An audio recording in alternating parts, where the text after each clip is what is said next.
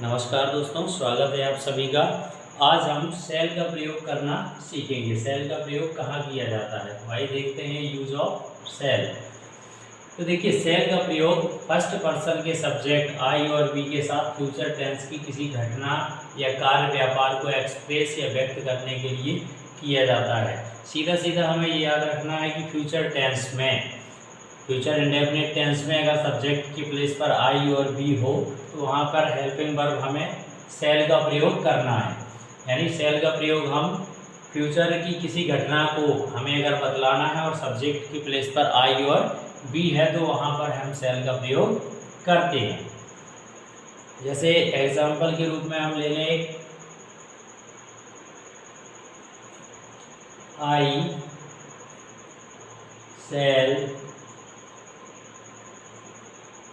Go to Chhatarpur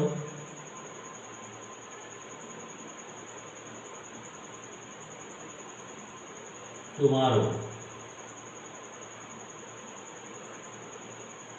I shall go to Chhatarpur tomorrow, यानी मैं कल छतरपुर जाऊंगा। I shall go to Chhatarpur tomorrow. एक और देखते हैं, we shall go there tonight. यानी आज रात को हम वहाँ जाएंगे। तो यहाँ देखिए रिप्रेजेंट फ्यूचर इंडेफिनिट टेंस का सेंटेंस है। आई और बी के साथ हमने उसमें भी टेंस वाले वीडियो में आपने देखा होगा कि आई और बी के साथ सेल का प्रयोग किया जाता है। बाकी सभी जितने भी और सब्जेक्ट होते हैं उन सब के साथ विल का प्रयोग किया जाता है। तो यहाँ हमें ध्यान रखना है कि सेल का प्रयोग फर्स्ट पर्सन के सब्जेक्ट यानी आई बी के साथ फ्यूचर की किसी घटना को एक्सप्रेस करने के लिए हम करते हैं। यानी हमें सब्जेक्ट के प्लेस पर यदि आई और बी मिलता है तो हमें वहाँ पर सेल का प्रयोग करना है हेल्पिंग वर्ब के रूप में। दूसरी चीज़, हमें एक चीज़ और याद रखना है, हर चीज़ का कोई ना कोई अपवाद होता है। तो यहाँ हमें कुछ चीज़ें याद रखना है कि जहाँ हम सेल का प्रयोग सेकेंड पर्सन और थर्ड पर्सन के साथ भी करते हैं। अब वो परिस्थितियाँ क्या हैं जहाँ हमें सेल का प्रयोग सेकेंड और थर्ड पर्सन के साथ भी करना है। तो देखिए, सेल का प्रयोग सेकेंड पर्सन के सब्जेक्ट यू, चूँकि सेकेंड पर्सन के अंतर्गत यू आता है, एवं थर्ड पर्सन के subject he she it they, singular noun कोई राम श्याम मोहन सोहन कुछ भी हो सकता है, और प्लूरल नाउन जैसे बॉयज़ गर्ल्स हॉर्सेस कुछ भी हो सकता के साथ हमें ये याद रखना है कि सिंगुलर जो सेकेंड पर्सन का सब्जेक्ट है यू और थर्ड पर्सन के subject he she it they, singular noun plural noun किसी के साथ भी अगर कमांड यानी आदेश या परमिशन यानी प्रतिज्ञा या थ्रेटनेट यानी धमकी या डिटर्मिनेशन या दृढ़ संकल्प या कंपल्सन यानी अनिवार्यता को हमें व्यक्त किया जा रहा है उस सेंटेंस में, हमें ये 5 चीज़ें याद रखना है। क्या क्या? Command, permission, promise, threatening, determination, compulsion. Command यानी आदेश, अगर हमें लगता है कि ये बात आदेशात्मक है, इसमें कहीं आदेश समझ में आ रहा हमें, या प्रतिज्ञा या वादा उसमें हमें समझ में आ रहा, या धमकी दी जा रही है, या दृढ़ संकल्प किया जा रहा है, या फिर अनिवार्यता बतलाई जा रही, तो वहाँ हमें सेल का प्रयोग करना है, ना कि विल का। ठीक है, तो हमें ये याद रखना है कि सेल का प्रयोग हम सेकेंड पर्सन के यू या थर्ड पर्सन का कुछ भी हो, he she it, singular plural noun, तो इनके साथ अगर कमांड या प्रॉमिस या थ्रेटनेट या डिटर्मिनेशन या कंपल्सन को एक्सप्रेस किया जा रहा है उस सेंटेंस में, तो वहाँ हम सेल का प्रयोग करेंगे। एग्जाम्पल हम इनके देखेंगे, जैसे कमांड मीन्स होता है आदेश। तो यहाँ देखिए सेंटेंस में you shall sit outside the office, यहाँ आदेश दिया जा रहा है कि आप ऑफिस के बाहर साइड बैठें। You shall sit outside the office, office के बाहर साइड में बैठेंगे, एक आदेशात्मक वाक्य है तो यहाँ हमने सेल का प्रयोग करना है। दूसरा, और सेल का प्रयोग हम कब करेंगे? अगर प्रॉमिस दी जा रही हो वाक्य में कहीं, जैसे आई सेल बी अवॉर्डेड, यानी हम यहाँ प्रॉमिस कर रहे हैं कि मुझे अवॉर्डेड किया जाएगा, ये एक प्रॉमिस है, तो यहाँ पर भी हम सेल का प्रयोग करेंगे। थ्रेटनिंग मीन्स क्या होता है? धमकी। अगर कहीं धमकी दी जा रही है तो धमकी वाले वाक्यों में भी हमें बी नहीं यहाँ प्रयोग करना है, सेल का प्रयोग करना है। जैसे he shall be punished if he does that again, यानी ही सेल बी पनिश्ड, उसको पनिशमेंट दी जाएगी। If he does that again, यदि वह दोबारा ऐसा करेगा, यदि वो दोबारा फिर से वैसा काम करेगा तो उसको पनिशमेंट दी जाएगी।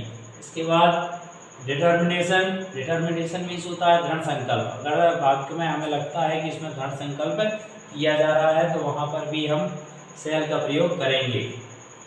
यू सेल गो देयर, तुम वहाँ जाओगे, अनिवार्यता जाओगी। ये दृढ़ संकल्प है कि यू सेल गो देयर, तुम वहाँ जाओगे।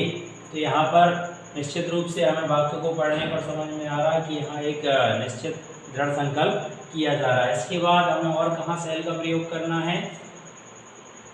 सेकेंड और थर्ड पर्सन के साथ कंपल्सन में, यानी अनिवार्यता अगर कोई दी गई है, जैसे you shall come to school at 10, यानी यहाँ अनिवार्य किया गया है कि तुम्हें 10 बजे तक विद्यालय आना है, 10 बजे विद्यालय आओगे। You shall come to school at 10, तो हमें ये याद रखना है कि हम इन सेकेंड और थर्ड पर्सन में अगर ये 5 परिस्थितियाँ आती हैं, कमांड या प्रॉमिस या थ्रेटन या डिटर्मिनेशन या कंपल्सन, तो वहाँ बिल की जगह हम किसका प्रयोग करेंगे? सेल का प्रयोग करेंगे। इसके बाद देखिए सेल का प्रयोग हम और कहाँ करते हैं? लेट अस या लेट्स से स्टार्ट होने वाले इम्परेटिव सेंटेंस के क्वेश्चन टैग बनाते समय भी हम सेल का प्रयोग करते हैं। जो लेट अस या लेट्स से स्टार्ट होने वाले इम्परेटिव सेंटेंस है उन सब में हम क्वेश्चन टैग जब बनाते हैं तो वहाँ पर सेल का प्रयोग करते हैं। जैसे एग्जाम्पल के माध्यम से हम समझेंगे, let us dance together, let us dance together, आओ साथ में डांस करें। तो इसका अगर हमें क्वेश्चन टैग बनाना है तो हम क्या बनाएंगे? सेल वी, क्वेश्चन मार्क लगा देंगे, सेल बी। इसी प्रकार लेट्स प्ले का बनाएंगे तो क्या बनेगा? Shall we, question mark. तो हमें याद रखना है कि लेटस या लेट्स से स्टार्ट होने वाले इम्परेटिव सेंटेंस के क्वेश्चन टैग बनाते समय हम सेल का प्रयोग करेंगे। अगला, सेल का यूज कहाँ करते हैं हम? तो सेल का प्रयोग सजेशंस या सुझावों को व्यक्त करने वाले इंटेरोगेटिव सेंटेंस में, जो इंटेरोगेटिव सेंटेंस सुझावों को व्यक्त करते हैं वहाँ पर हम सेल का प्रयोग करते हैं। यानी सेल का प्रयोग सजेशंस को व्यक्त करने वाले इंटेरोगेटिव सेंटेंस में फर्स्ट पर्सन के सब्जेक्ट के साथ होता है। फर्स्ट पर्सन के अंतर्गत आई और बी आता है, आई बी के साथ हमेशा सेल का ही प्रयोग किया जाता है। ये आप लोगों ने टेंस के माध्यम से सीखा है। तो है इसको देखते हैं हम एग्जाम्पल के माध्यम से। एक एग्जाम्पल लेते हैं, shall we talk to the head man, shall we talk to the head man, यानी हमें एक सुझाव दिया जा रहा, सजेशंस दिया जा रहा कि हमें मुखिया से, जो मुख्य व्यक्ति है उससे बात करनी चाहिए। Shall we talk to the headman. एक और एग्जांपल के माध्यम से हम समझते हैं, यहाँ पर भी सुझाव दिया जा रहा, shall I open the gate. यहाँ एक सुझाव लिया जा रहा, सुझाव व्यक्त किया जा रहा, shall I open the gate, क्या मैं गेट खोल दूँ। सुझाव लिया जा रहा है किसी से कि मैं गेट को ओपन कर दूँ या खोल दूँ। तो इस प्रकार से हमने देखा कि सेल का प्रयोग हमें सजेशंस को व्यक्त करने वाले इंटेरोगेटिव सेंटेंस में भी हम फर्स्ट पर्सन के सब्जेक्ट के साथ करते हैं।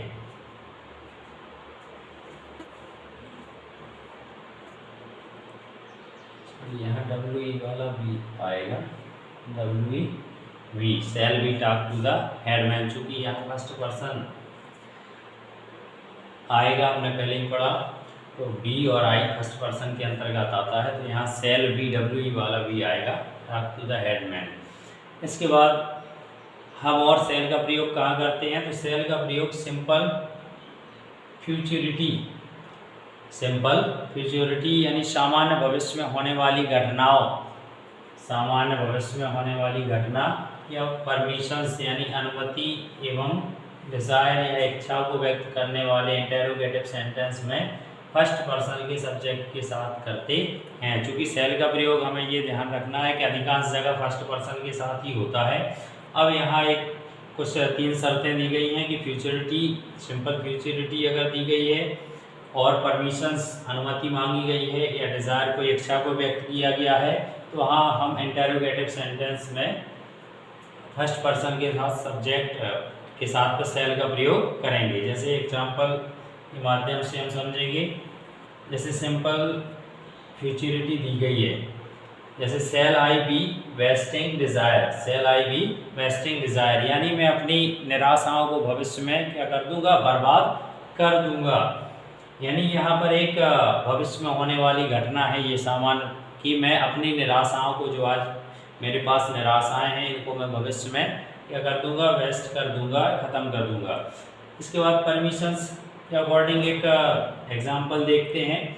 तो परमिशंस जैसे shall we go out, shall we go out, यहाँ हम बाहर जाएं, सेल वी गो आउट, हम बाहर जाएं, यहाँ परमिशंस मांगी गई है। इसी प्रकार डिज़ायर, इच्छा को व्यक्त करने वाला एक एग्जांपल लेते हैं, shall I thread the needle for you, क्या मैं आपके लिए सुई में धागा डाल सकता हूँ, डाल दूँ। यानी यहाँ पर इच्छा व्यक्त की गई है, क्या मैं आपके लिए सुई में धागा मैं डाल दूँ। इस प्रकार से हमने देखा कि लेट अस या लेट्स से स्टार्ट होने वाले इंपरेटिव सेंटेंस की क्वेश्चन टैग बनाते समय हम सेल का प्रयोग करते हैं, और सजेशंस को व्यक्त करने वाले इंटेरोगेटिव सेंटेंस के फर्स्ट पर्सन के साथ भी हम सेल का प्रयोग करते हैं। और सेल का प्रयोग सिंपल फ्यूचरिटी या डिज़ायर यानी इच्छा को व्यक्त करने वाले और परमिशंस को व्यक्त करने वाले इंटेरोगेटिव सेंटेंस में फर्स्ट पर्सन के सब्जेक्ट के साथ होता है। इसके बाद सेल का प्रयोग हम ऑर्डर्स यानी आदेशों, इंस्ट्रक्शंस या निर्देशों तथा स्पेकुलेशंस यानी अनुमानों को एक्सप्रेस करने वाले इंटेरोगेटिव सेंटेंस में फर्स्ट पर्सन के सब्जेक्ट के साथ भी करते हैं। यानी सेल का प्रयोग हम ऑर्डर वाले जो सेंटेंस हैं, आदेश जिसमें दिया जा रहा है या आदेश लिया जा रहा है, या इंस्ट्रक्शंस निर्देश दिए जा रहे हैं, तथा स्पेकुलेशंस यानी अनुमानों को व्यक्त किया जा रहा है, तो ऐसे इंटेरोगेटिव सेंटेंस में फर्स्ट पर्सन के सब्जेक्ट के साथ हम सेल का प्रयोग करेंगे। यानी हमें ध्यान रखना है कि अगर ऑर्डर, इंस्ट्रक्शन या स्पेकुलेशंस को व्यक्त किया जा रहा है किसी वाक्य में और वो इंटेरोगेटिव नहीं है, तो वहाँ हम फर्स्ट पर्सन के सब्जेक्ट और सब्जेक्ट वहाँ पे फर्स्ट पर्सन है, आई या बी में से कुछ भी, तो वहाँ हम सेल का प्रयोग करेंगे। एग्जांपल देखें इसका, जैसे ऑर्डर और इंस्ट्रक्शन से रिलेटेड एक एग्जांपल देखते हैं। जैसे what shall I do for your children sir, what shall I do for your children sir. अब यहाँ पर निर्देश मांगे जा रहे हैं, इंस्ट्रक्शंस की, मैं आपके बच्चों के लिए क्या करूँ सर। What shall I do for your children sir, मुझे आपके बच्चों के लिए क्या करना होगा। तो इसी प्रकार स्पेकुलेशंस या अनुमानों के आधार पर एक एग्जांपल हम देखते हैं। Where shall we live this time next week, अगले सप्ताह हम इस समय कहाँ होंगे, ये अनुमान लगाया जा रहा है। इसमें यहाँ पर अनुमान की बात की जा रही है कि अगले सप्ताह हम इस समय कहाँ होंगे। What shall I do in a month, यानी इस महीने में हम क्या करना होगा, क्या कर सकते हैं, यहाँ पर अनुमान लगाया जा रहा है। What shall I do in a month, एक इस मंथ में मैं क्या कर सकता हूँ, क्या करूँगा, तो एक पहले से अनुमान यहाँ लगाया जा रहा है। तो इस प्रकार आज हमने सेल का यूज करना सीखा। आप सब चाहें तो इसकी नोट्स ज़रूर बना लें, और डिटेल में समझाने का उद्देश्य हमारा ये है कि आप सब लोग इसको नोट भी करते चलें और बहुत बेटर तरीके से आपको ये समझ में आ जाए, ताकि एक बार पढ़ने के बाद कभी भी दोबारा से वो रिवीजन हो जाए और भूले नहीं।